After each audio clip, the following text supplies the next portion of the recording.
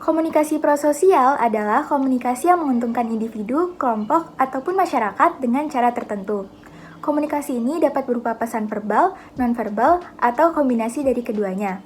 Bentuk dari komunikasi ini dapat berupa senyuman sederhana, pujian atau nasihat, dukungan, berempati, dan kebaikan lainnya kepada orang lain. Menurut DeVito, terdapat berbagai macam faktor yang dapat memengaruhi komunikasi prososial, yaitu kesamaan, ikatan hubungan, hubungan timbal balik, riwayat penguatan, ekspektasi penghargaan, kemudian untuk melakukan perilaku tersebut, kepribadian, ajaran budaya, gender, dan bystander effect. Nantinya, ini semua akan dianalisis lebih lanjut melalui jawaban dari beberapa teman kami yang sudah kami wawancarai sebelumnya.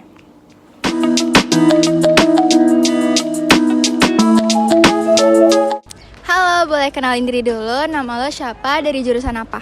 Oke, gue Olivia dari jurusan Komunikasi 22. Hai, nama gue Yoyada dari Kriminologi 2022. Kenalin, nama gue Ezra, gue dari jurusan HI. Halo, nama aku Andrea dari jurusan Komunikasi. Oke, jadi kita ada beberapa pertanyaan. Nah, pertanyaan yang pertama, apa kebaikan yang pernah lo lakuin ke orang-orang di sekitar lo? Kalau kebaikan yang pernah gue lakuin untuk orang lain tuh misalnya kayak donasi. Gue pernah berdonasi seperti uang dan juga pakaian yang masih layak untuk dipakai. Gini, gue punya teman yang dia tuh orangnya tuh kayak suka insecurean gitu kan. Nah, jadi mungkin dia tuh waktu itu pernah gini, dia pernah bilang kalau misalnya gue nanti oplas, kalau ketemu gue mukanya berubah jangan kaget ya gitu.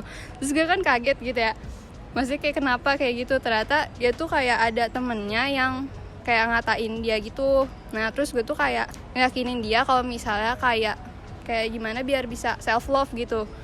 Jadi biar dia tuh nggak insecure mulu kayak gitu. Mungkin salah satunya kayak gitu yang pernah gue lakuin. Nah, jadi aku pernah melakukan kebaikan untuk teman aku. Salah satunya itu minjemin payung untuk dia pulang ke kosannya. Kebaikan yang gue lakuin tuh nraktir temen gue. Oke. Temen lo ini tuh temen dekat kah atau kayak temen sebatas kuliah atau kepanitiaan? Teman dekat. Jadi dekatnya tuh pas awal SMA gitu sampai sekarang dekat juga. Oh, kalau untuk donasinya sendiri sih, kalau gue lebih berfokus kepada orang-orang yang membutuhkan, misalnya seperti korban bencana alam. Temen dekat sih, temen dekat. Oke, kenapa lu memutuskan untuk berdonasi? Apa yang bikin lo pengen berdonasi? Ya karena kan namanya teman dekat gitu kan, jadi kayak kita tuh dekat sama mereka ya, otomatis kita tuh peduli gitu kan sama mereka. Dan kayak kenapa gue ngelakuin itu, dia lagi sedih di situ posisinya gitu kan. Dan gue sebagai orang teman yang baik itu tentunya kan kayak ya memberikan support, ngasih semangat, ngasih hiburan biar dia tuh nggak kepengaruh gitu sama kayak omongan-omongan orang yang kayak gitu. Pokoknya biar dia tuh lebih positif gitu mandang diri dia, nggak negatif mulu kayak gitu sih. Nah, karena mungkin gue memiliki belas kasihan dan gue pengen membantu mereka nih kepada orang-orang yang membutuhkan, dan juga kebetulan juga gue mampu nih pada saat itu, makanya gue melakukan untuk donasi. Karena pertama saat itu hujannya lagi deras banget dan kondisinya kosan dia itu jauh dari kampus dan cuma bisa diakses dari motor atau jalan kaki. Jadi aku minjemin payung biar dia pulang gak kehujanan. Karena kasihan gitu ya. Kasian dan juga bentuk pedulian aku aja sebagai teman dekat sih gitu. Tiada alasan untuk berbuat baik dengan orang, karena pada dasarnya sifat manusia itu emang berbuat baik kepada sesama. Saya pribadi berbuat baik juga karena ingin mendapatkan pahala, juga ingin memperkuat hubungan kita sesama teman dekat gitu kan. Nah jadi untuk memperkuat hubungan baik antara gue dan teman dekat gue ini, jadi harus ada hubungan timbal baliknya lah. Jadi kayak simbiosis mutualisme. Jadi gue di sini juga harus berbuat baik sama teman gue gitu. Dan siapa tahu kan teman dekat kita ini kan someday akan berbuat baik juga kan kepada kita gitu. Oke, itu aja pertanyaannya. Makasih, Yoy. Oke, itu aja pertanyaan dari kita. Makasih. Oke, terima kasih. Makasih, Andrea. Sama-sama. Terima kasih Olive. Oke, thank you.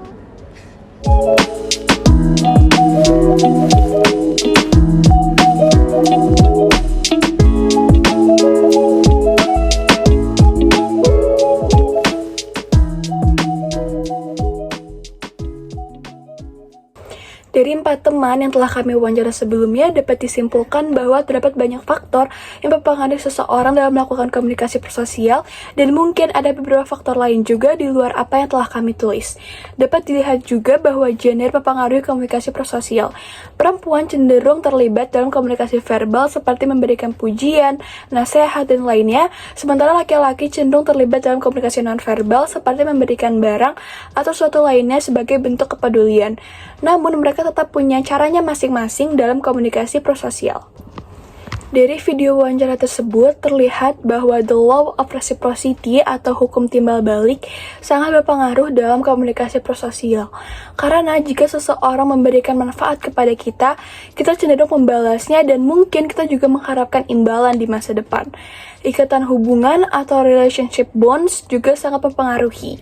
Mereka lebih terlibat dalam komunikasi prososial dengan orang yang berteman dekat dengan mereka.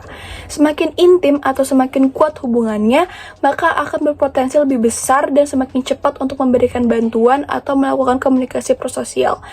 Tentu terdapat faktor lain juga yang dapat mempengaruhi seseorang dalam melakukan komunikasi prososial. Faktor-faktor ini tidak bersifat menyeluruh dan faktor-faktor tersebut dapat berbeda dalam tiap individu.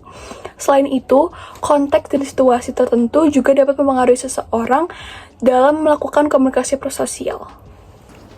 Jadi, dapat disimpulkan, komunikasi prososial secara jelas memberikan efek pada orang lain. Namun, perilaku prososial kita juga berdampak pada diri kita sendiri.